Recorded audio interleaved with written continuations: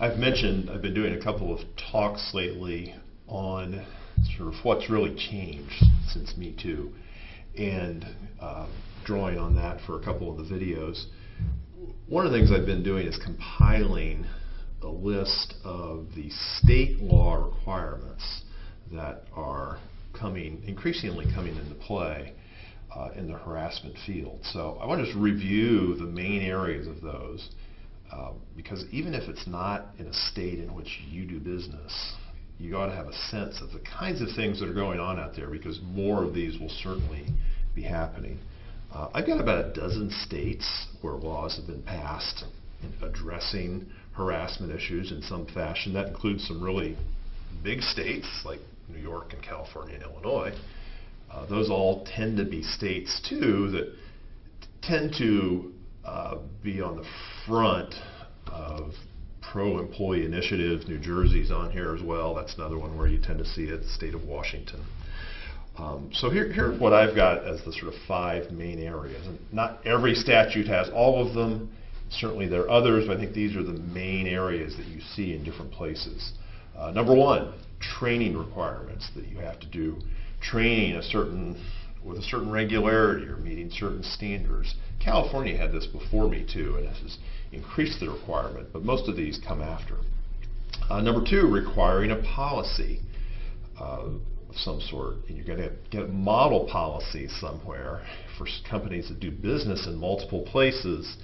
That may get tricky as far as what you want in your policy. New York has a model policy that I find quite lengthier than I would normally recommend to clients. Doesn't say you have to use it, but it's a model, so it's there and you have to think about it. Number 3, limiting contractual provisions that limit the disclosure by an employee or former employee of harassment situations. So for example, maybe in a settlement agreement, you might not be able to require non-disparagement or non-disclosure.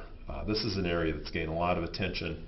You may know there's a federal tax law that actually addresses this to an extent as well.